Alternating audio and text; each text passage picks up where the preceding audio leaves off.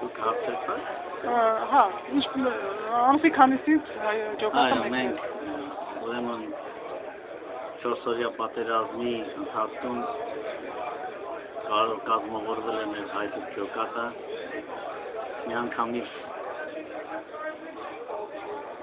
Սայեն Հայրապետյանի գլխավորությամբ իր նախաձեռնությամբ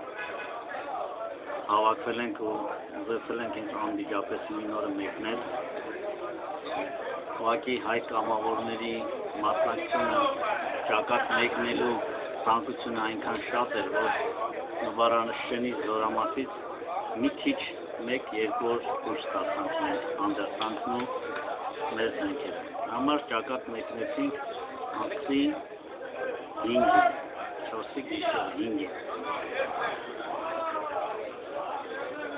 Հերթական անգամ Ադրբեջանի արկածախնդիր ղեկավարությունը ուզում էր խնդի բերել մեր զինվորին, Ղարաբաղին և մեր հայ ժողովրդին, բայց դա նրանց չէր ստացվում։ Խարտն էր զինվորին, խարտն էր սպաներին, ովքեր առաջի հարվածը ընդունեցին իրենց վրա։ Մենք մեր գլուխն ենք խոնարհում զոհված զինվորների ու սպաների առաջ։ Երբեք չենք մոռանա ամեն վայրկյան մենք պատրաստ ենք նրանց հրաժարվելու։ Մեր բոլոր միլիոններով, զենքերով, էլիտար ջոկատներով, պատկաններով հարձակվեցին մեր 18 տարեկան զինվորների վրա, բայց ոչինչ էլ չհասան, ու չեն էլ հասնել իրան։ Ջոկատի մեջ բացի նախկին պատերազմի մասնակիցներից կային նաև երիտասարդներ։ Մեր ջոկատի միացել են նաև Ջերմուկի տղաները, գնդապետ Բաբայանի գլխավորությամբ, Սայեն Հայրապետյանի մարտական ընկերը միասին են անցել Արցախի ամբողջ ճանապարհը։ Նրանք երկուսով ղեկավարեցին այս մեր հայդուկ ջոկատը, որից բոլորն են գոհել են, կորպուսի հրամանատար Արվանյանը, մինչև գումարտակի հրամանատար Մկրտչյանը։ Կատարել ենք մեր առջև դրված բոլոր հանձնարարությունները ու պատրաստ ենք եղել ամեն ինչի։ Գյուղից քանի հոգի մեկնած այդ օրը։ Մի քանի խմբերով գիտեմ որ գնացել։ Գյուղից մոտ սկզբից գնացել ենք մի 40-45 հոգի, բայց ընթացքում մեզ փոխարինով եկել ենք, մինչև իմ կարծիքով մի 80 հոգի, բայց մենք մենակ չենք եղել, Սայաթնովայի տղաները, Զոնալից, Ալբերտից, մեզ միացել են շատ ու շատ տղաներ, ճանաչելով Հայրապետյանին, որպես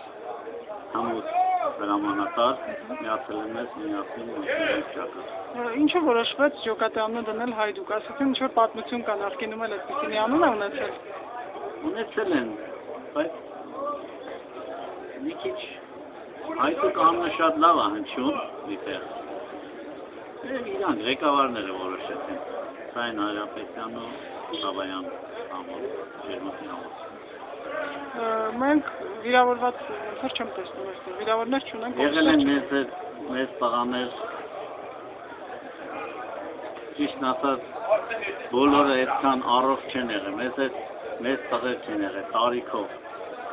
17 տարեկանից, 18 տարեկան, 20 տարեկան, մինչև 55-60 տարեկան, բայց բոլորն էլ պատրաստ են եղել, մարդի իրենց դրված, առջև դրված բոլոր հանձնարարությունները կատարող տղեկ են, ոչ մի քայլ։ Չէ, նկատի ունեմ, այնտեղ չեն վնասվել, չեն տուժել։ Ջոկատը ամբողջությամբ վերադարձել։ Իհարկե, ամբողջությամբ, վիրավորներ չունենք։ Համերար, լավ ընկերություն է ձևավորվել, լավ ջոկատ է ձևավորվել։ Այնտեղ նաև ինչ-որ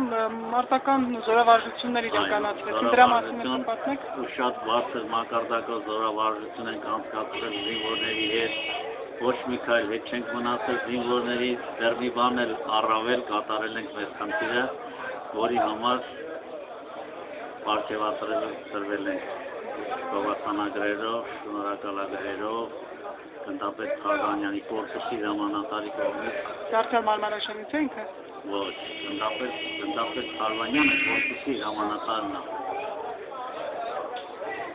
Ունեք էլի ավելացնելու բան։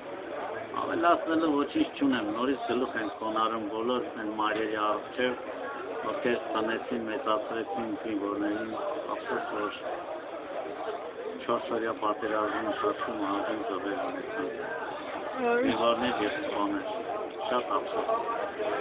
Ադրբեջանը ոչ մի բան էլ չհասավ, ոչինչ չէ, ուղղակի զոհեր ունեցանք, որի համար բոլորս ենք ցավում։ Ափսոսում ենք, շատ ենք ափսոսում դրա համար։ Իսկ հիմա որ ձեզ հետ ուղարկեցին փաստորեն, այսինքն այս պահին դեռ լարվածությունը Ուրեմն մեր չլացել է։ հանրապետության ղեկավարությունը նպաստավոր գտավ իրենց քաղաքականության մեջ շատ ճկուն գտնվեցին, կարողացան Ադրբեջանի խնդրանքով զինադադար կնքվեց, իշխական կրակոցներ, բայց հիմնականը մեր ղեկավարության, մեր նախագահի գլխավորությամբ եկել են մի ինչ-որ համաձայնության, որ գտել են, որ մարտական գործողություններ դեռ առջևում չեն լինելու, դրա համար նախագահը գտավ մեզ հանգստանալու։ Բայց ձեր ջոկատը կազմ պատրաստ ցանկացած Այո, ամեն պահի պատրաստ են նորից սահման մեկնելու մեր զինվորի կողքին կանգնելու։